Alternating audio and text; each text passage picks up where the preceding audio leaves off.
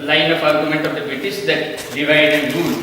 The strategy of the British. That is one fault which the feminist movement find with this kind of a narrative. And second, what is the ideal society that the Vedic society that these revivalists were talking about? Whatever rights the women of Vedic age had, all these women belonged only to the upper strata of the society. They did not belong to the lower strata. The lower strata did not have right to education. Even the males did not have right to education, what to talk of the females. The lower strata women suffered the same degree of persecution as any other. So it did not touch whatever rights, whatever limited rights the women had during the Vedic age. They were all confined to the upper strata of the high caste Hindus. They did not percolate to the low caste Hindus. They remained persecuted throughout. So that is a second fault of the revivalist kind of argument. And then we come to the reform movement.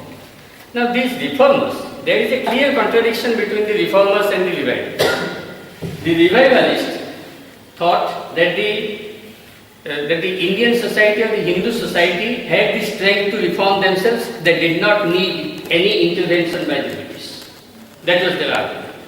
But the reformers, particularly led by Raja Mohan, you have all heard about him. Ishwar Chandra Vidyasagar Karcha. So the reformers thought that the Indian society had the capacity to reform themselves, but they needed intervention by the British. So they wanted that the Britishers should pass laws banning all these cruel practices like sati or like child marriage, etc., allowing widow remarriage. All these things they wanted that the laws should be passed by the Britishers. It is with the help of these laws they thought that the Indian society could reform themselves. So these are the two main trends during the 19th century. Now some of the basic features of both the revivalist movement and the reform movement are: number one, all these movements were dominated by men, even though they were for the rights of the women, but all these movements, whether revivalist or reform, they are all dominated by men. Even later on, some women did take part in this kind of movement, but they took a very conservative position. They did not challenge the basic structural arrangement of the Hindu society or the Indian society. They only countered or they only challenged the barbaric or the cruel practices perpetrated against the women, but the basic structure of the Hindu society or the Indian society remained unchanged. What are the characteristics of the basic structure? For example, they did not challenge the sacredness of marriage, that the marriage is sacred, and therefore women, even though persecuted by the husband, whatever may be the torture, whatever may be the cruelty, for the sake of maintaining the marriage, must continue to remain in marriage. Divorce at that time, 19th century, even today also, divorce is a stigmatized word. That time it was completely unheard of.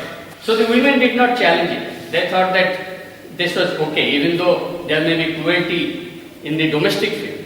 They wanted women to be liberated in the wider arena, but in the domestic field, their subordination to men or their subordination to the male relatives, like husband or father-in-law, etc., it continued. So they did not challenge.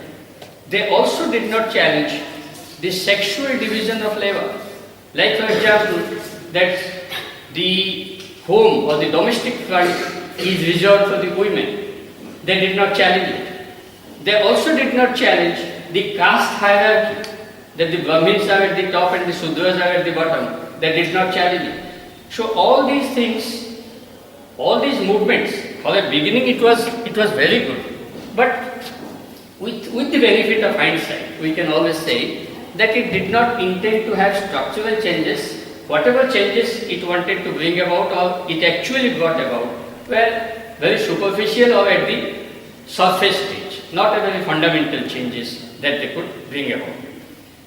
And the issues that they, another characteristic of this train was that the issues that they concentrated on was mainly on women issues only.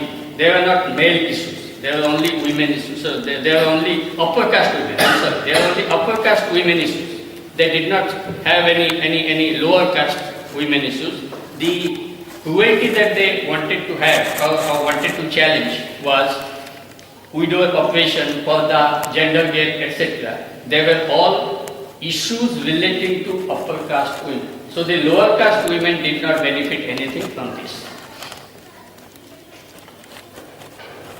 Then we come to the next page.